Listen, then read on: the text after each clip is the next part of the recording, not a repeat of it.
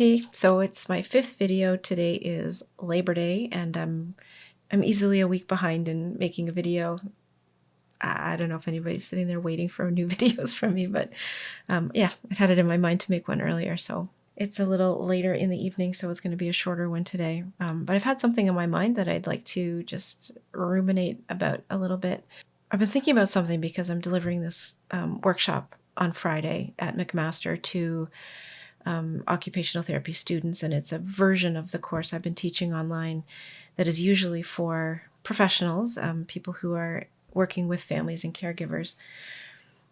The things that I talk about and the invitation, I guess, I extend to professionals to think critically about their work, I'm realizing that this is a similar kind of need, I think, amongst families, or a similar message I would give to families and caregivers. When I was looking after Owen, there were many times when I felt completely ill-equipped to be making certain decisions because a lot of his interventions were not necessarily medically indicated. They were more socially indicated. So how we were going to approach his hearing loss, or what we were going to do about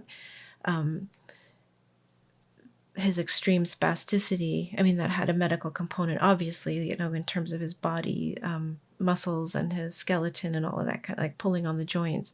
But there was also an element of we need to get him to sit in his chair. He needs to be easier to manage. We need to make caring for him safer for everybody, including his caregivers, not just for him. So there were all these considerations and factors swirling around, and everyone would be looking at me like, you're the expert.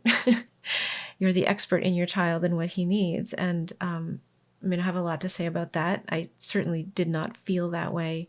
In some cases, yes, but in most cases, absolutely not. This was not an experience I'd had before. However, I felt limited in my capacity to think through complex and difficult decisions for Owen. And physicians, frankly, were actually quite unhelpful.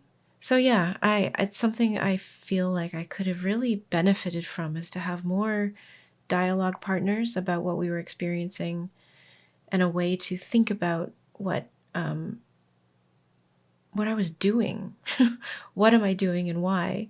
And I actually did even seek that out. If you read my book, you'll know that my first encounter with bioethics was to actually consult a bioethicist to ask about how I might approach a certain question, because we were looking at a procedure for Owen called deep brain stimulation, and we'd already had a failed implanted device that had to then be removed. And I just thought, what would he want? Would he want this? I don't know. Would I want that if I were him? How do I frame these questions? It was more of an interesting discussion and not much of a kind of coaching exercise to help me figure out how to think about things. But eventually, after Owen died, I decided, this is a thread I would like to pick up again. And I returned to school to get a master's in bioethics, because I really wanted a place to ask these more elevated questions. And when I say elevated, I mean like outside of me. I wanted to not think about my own context, but rather think about medical decision making through a different lens, through a policy lens, through a more kind of population-based lens, and from a kind of principles and ethics-based lens. It was a really powerful way for me to, behind the scenes, like in a sort of meta script, start to process my own experience.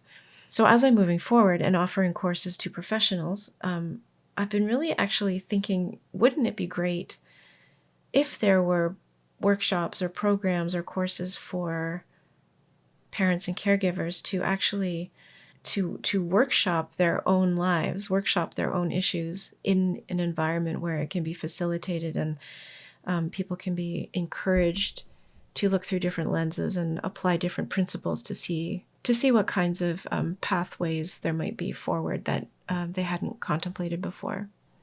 That can bring a little more peace to the decision-making process. One thing that I learned very late in our journey together, mine and Owen's, perhaps in the last 2 years, was that I was allowed to say no. I was allowed to opt out. I was allowed to make different decisions for Owen that were outside the mainstream. And I wish I had felt more empowered and courageous to do that earlier, and that I'd had the wherewithal and the tools to ask myself more challenging questions about what are we doing? Who is this benefiting? Where are these recommendations coming from? What is not being recommended? Anyway, it's just food for thought. And I don't know if anybody feels this is interesting. I would love to hear more from you. If you are a caregiver or a parent or somebody challenged with these kinds of big decision-making moments on behalf of somebody else, would a course or some kind of this kind of guidance be useful to you? I'd love to hear it.